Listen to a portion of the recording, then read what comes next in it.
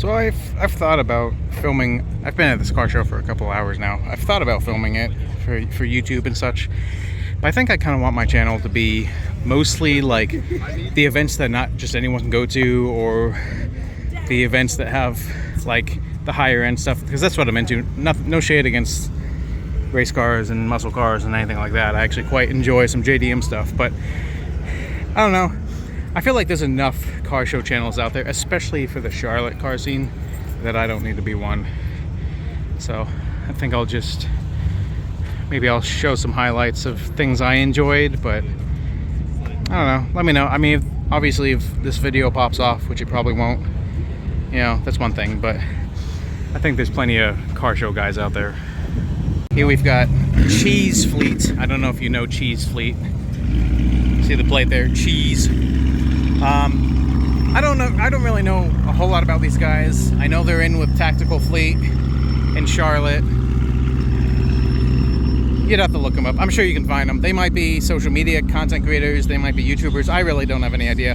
I've heard of them, but I don't actually know too much about them. But hey, man, cool lineup. I love that these two cars are almost color matched. You can tell, I don't know if you can tell on video, but in person, the McLaren is just a little bit more pastel than the Porsche.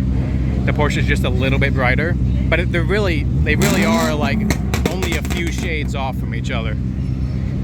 I enjoy that. So we've got the Bros 4-speed. This has been on my channel before. If you look back, you'll see it. They were at the GTD unveiling with me. But they are those two cars right there. They are the Audi R8 and the Gallardo. If you go on the channel, the Gallardo is the one they rebuilt from, it was an accident car and they rebuilt it, but really cool to see them out here. Always cool to see the GT3 RS. I see a lot of these, but again, always cool applies.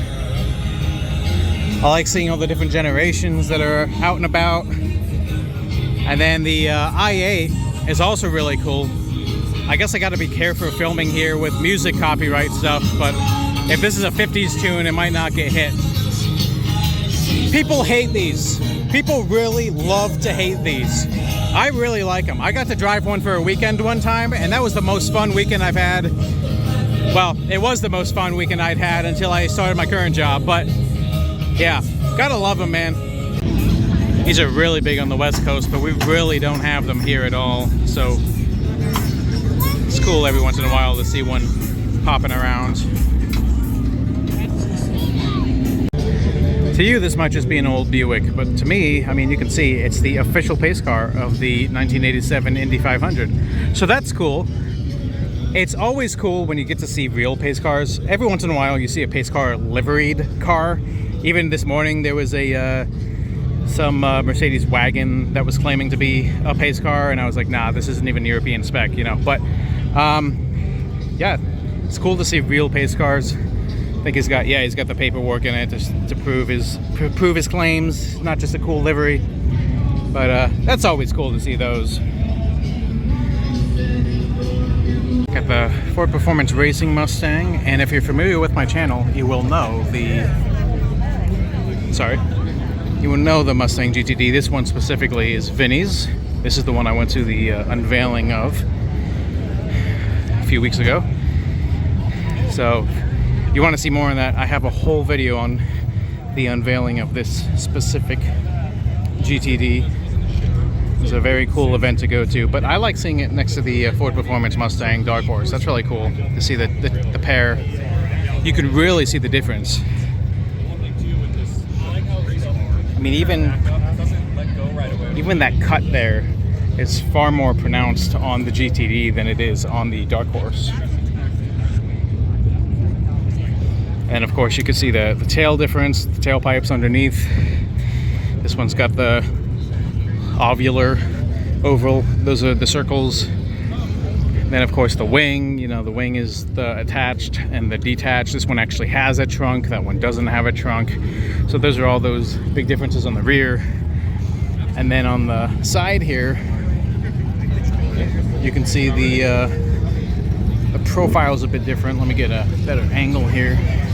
So you see the fender's got the cut, obviously, but it's even all shaped differently than that one. That one's just round. This one comes out farther, and it is wider. It's got the skirts on it. Whereas the factory Dark Horse, it does have skirts, you can tell, but they're not the same. That one's got like angular skirts. That one's got flat skirts. And then, of course, the front end, that ridge goes all the way around. Whereas that one, it kind of cuts, stops, and then goes back up. This one rounds out really nice. That ridge on the front from the headlights, and how much skinnier that is to those. And then the bigger difference on the bottom end, how you can see how big that arch is versus on the stock Dark Horse. Even the ones that are set up for racing, like this one, it's just got a little slit, a little vent there, and it's not quite as pronounced as the big ol' intake. And then, of course, the canards add where the race car doesn't. So there's the differences, major differences between the GTD and the stock Dark Horse. Or not, this isn't a bone stock Dark Horse. Again, it's set up for racing. But even the hood, you can see this one's got the little slit in the front of the hood, and this one's got the big ol' vents there. And this is not a hydraulic race hood. It's a pinned hood, just like real race cars should be. So, anyways, again, you want to see more of that car? It's on my channel. And yeah.